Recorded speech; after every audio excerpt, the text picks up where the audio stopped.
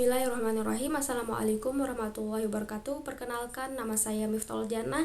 Saya mahasiswi UIN Mataram, jurusan Pendidikan Agama Islam kelas 2B dengan NIM 230101048.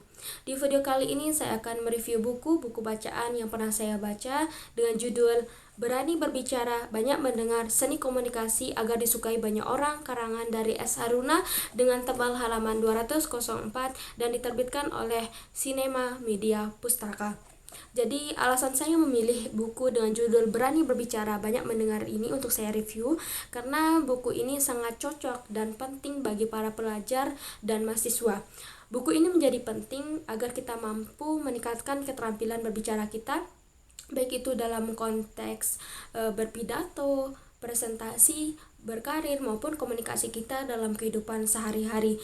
Selain itu juga buku ini mengajar kita bagaimana mendengar yang baik agar nantinya kita mampu memperoleh informasi yang baik secara tuntas dan dapat membangun hubungan baik dengan orang lain. Adapun sinopsis dari buku Berani Berbicara Banyak Mendengar ini adalah merupakan buku panduan praktis untuk meningkatkan keterampilan berbicara dan memberikan pemahaman kepada pembacanya pentingnya komunikasi yang efektif dalam kehidupan sehari-hari.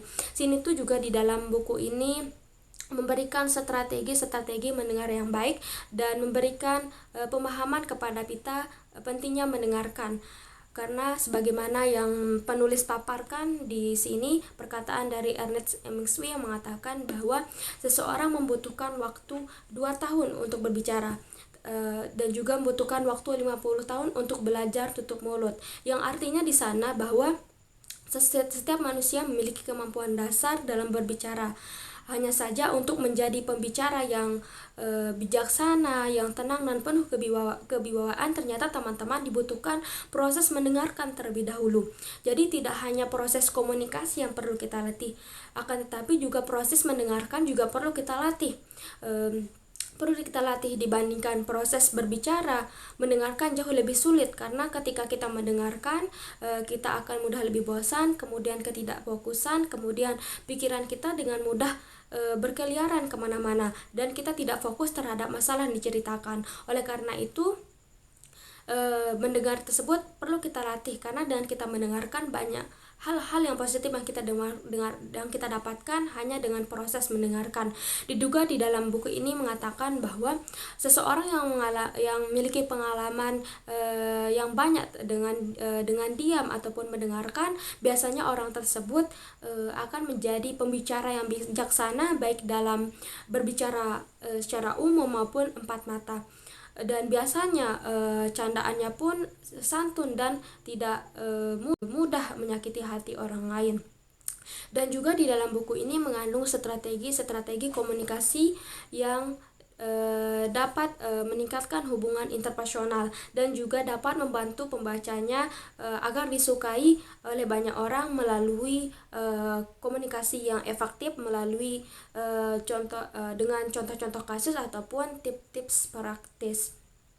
Dan juga di dalam buku ini menjelaskan tentang meningkatkan kesuksesan dalam berkarir, di mana dari keterampilan berbicara dan mendengar tersebut dapat meningkatkan keterampilan dalam berkarir, di mana di dalam buku ini mengajarkan bagaimana cara kita menggunakan keterampilan berbicara dan mendengarkan tersebut untuk membangun hubungan bisnis yang lebih baik, terus kemudian memimpin rapat yang efektif dan dapat meningkatkan kesuksesan dalam berkarir. Setelah saya membaca buku ini, saya dapat menemukan banyak hal-hal positif atau kelebihan daripada buku ini.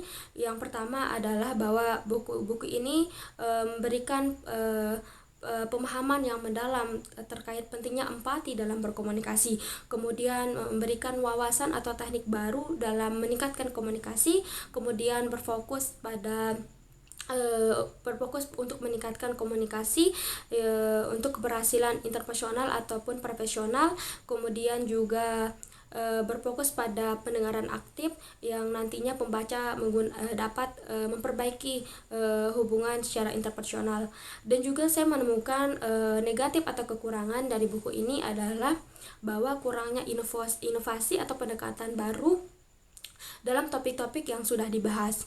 Jadi kesimpulannya dari buku ini adalah bahwa buku ini membahas tentang teknik-teknik untuk meningkatkan keterampilan berbicara dan mendengarkan.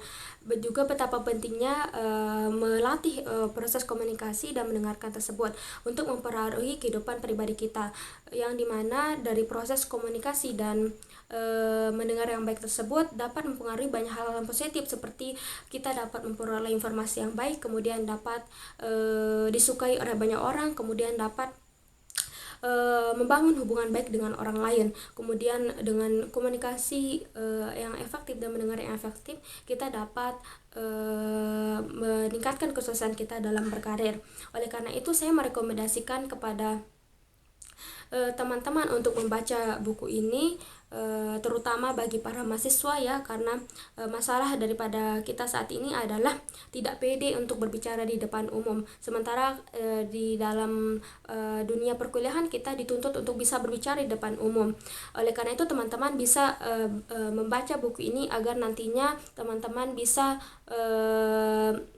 mengimplementasikannya, agar teman-teman tidak mudah untuk gugup lagi untuk berbicara di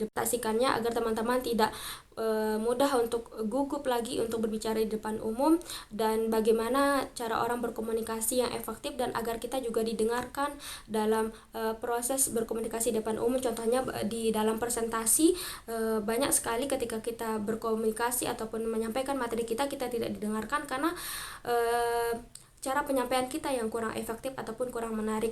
Oleh karena itu, teman-teman dapat mengetahui strateginya melalui buku Berani Berbicara dan Banyak Mendengar ini untuk dibaca agar nantinya kita dapat meningkatkan keterampilan berbicara ataupun mendengar tadi. Mungkin hanya ini yang saya dapatkan dari review dari buku Berani Berbicara dan mendengarkan.